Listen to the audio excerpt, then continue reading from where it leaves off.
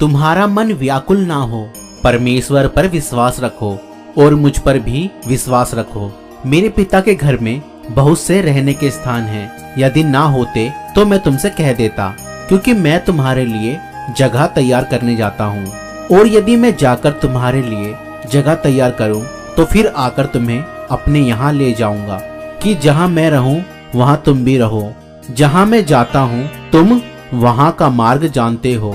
थोमा ने उससे कहा, हे प्रभु, हम नहीं जानते कि तू कहाँ जा रहा है, तो मार्ग कैसे जानेंगे? यीशु ने उससे कहा, मार्ग और सत्य और जीवन मैं ही हूँ। बिना मेरे द्वारा कोई पिता के पास नहीं पहुँच सकता। यदि तुमने मुझे जाना होता तो मेरे पिता को भी जानते, और अब उसे जानते हो और उसे देखा भी है। फिलिप्युस ने उससे कहा, हे प्रभु, पिता को हमें दिखा दे, यही हमारे लिए बहुत है।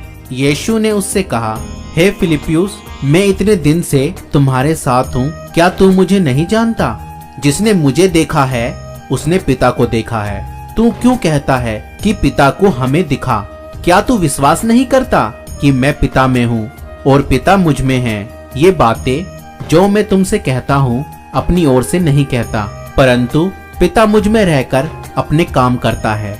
मेरा विश्वास करो कि मैं पिता में हूँ और पिता मुझ में है, नहीं तो कामों ही के कारण मेरा विश्वास करो। मैं तुमसे सच सच कहता हूँ कि जो मुझ पर विश्वास रखता है, ये काम जो मैं करता हूँ वह भी करेगा, वरन इनसे भी बड़े काम करेगा, क्योंकि मैं पिता के पास जाता हूँ। जो कुछ तुम मेरे नाम से मांगोगे वही मैं करूँगा, कि पुत्र के द्वारा पिता की महिमा हो। यदि तुम मुझसे मेरे नाम से कुछ मांगोगे तो मैं उसे करूँगा। यीशु अपनी भेड़ों को नाम ले लेके बुलाता है और उन्हें बाहर ले जाता है। जब यीशु अपनी सब भेड़ों को बाहर निकाल लेता है तो उनके आगे आगे चलता है और भेड़ें उसके पीछे पीछे हो लेती हैं, क्योंकि वह यीशु का शब्द पहचानती है। परंतु वह पराये के पीछे नहीं जाएगी, परंतु उससे भागेगी, क्योंकि वह परायों का शब्द नहीं पहचानती। चोर किसी और काम से नहीं, परंतु केवल चोरी करने और घात करने और नष्ट करने को आता है। मैं इसलिए आया कि वह जीवन पाएं और बहुतायत से पाएं। अच्छा चरवाहा मैं हूँ। अच्छा चरवाहा भेड़ों के लिए अपना प्राण देता है। मेरी भेड़ें मेरा शब्द सुनती हैं, मैं उन्हें जानता हूँ और वह मेरे पीछे पीछे चलती हैं, और मैं उन्हें अनंत जीवन देता हूँ। वे कभी नष्ट न होंगी और कोई उन्हें मेरे हाथ से छीन नहीं सकता। मेरा पिता जिसने उन्हें मुझे दिया है सबसे बड़ा है, और कोई उन्हें पिता के हाथ से छीन नहीं सकता। मैं और पिता एक हैं। तुम जगत की ज्योति हो।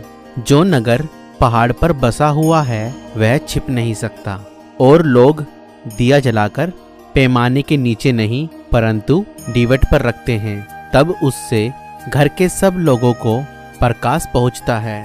उसी प्रकार तुम्हारा उजियाला मनुष्यों के सामने चमके, कि वह तुम्हारे भले कामों को देखकर तुम्हारे पिता की जो स्वर्ग में है बढ़ाई करें।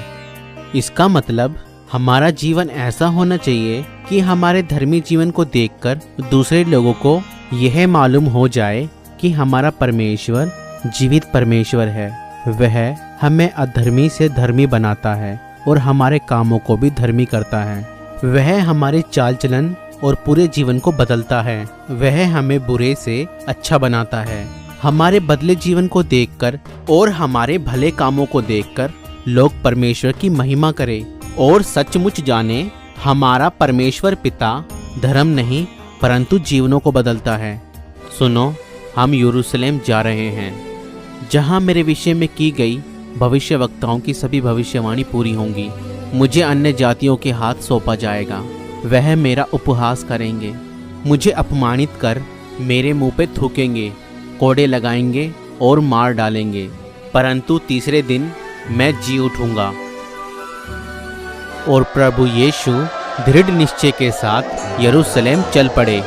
हालांकि वह जानते थे कि मानव जाति के अपराधों के कारण उन्हें अपने प्राण देने होंगे, फिर भी वह यरूशलेम की ओर बढ़ते रहे।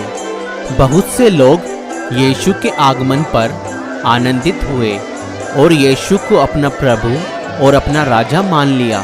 तब फरीसियों ने आपस में कहा, सोचो तो सही कि तुमसे कुछ नहीं बन पड़ता।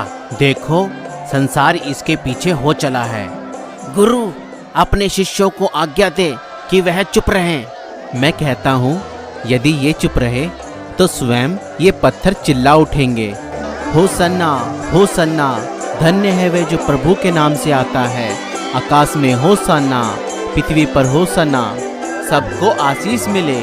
जब लोगों ने सुना कि यीशु यरूशलेम में आ रहा है, तो उन्होंने खजूर की डालियाँ ली और उससे भेंट करने को निकले और पुकारने लगे, होसन्ना, धन्य है इज़राइल का राजा जो प्रभु के नाम से आता है।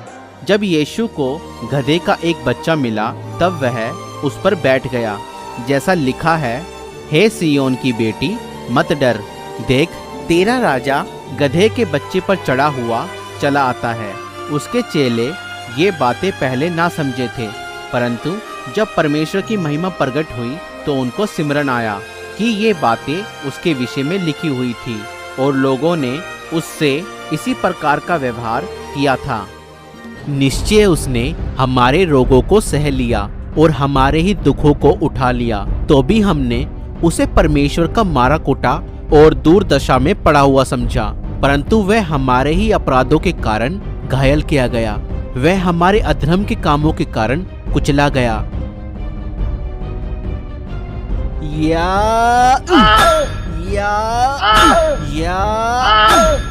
हमारी ही शांति के लिए उस पर ताड़ना पड़ी कि उसके कोड़े खाने से हम लोग चंगे हो जाएं। हम तो सब के सब भेड़ों के समान भटक गए थे, हम में से हर एक ने अपना अपना मार्ग लिया, और यहोवा ने हम सबों के अधर्म का बोझ उसी पर लाद दिया। वह सताया गया तो भी वह सहता रहा और अपना मुंह ना खोला। जिस प्रकार भेड़ वध होने के समय और भेड़ी ऊन कतरने के समय चुपचाप शांत रहती है, वैसे ही उसने भी अपना मुंह ना खोला। अत्याचार करके और दोष लगाकर वह उसे ले गए। इस वचन के माध्यम से क्यों ना हम परमेश्वर के एक लौते पुत्र यीशु मसीह के बलिदान को आज याद करें।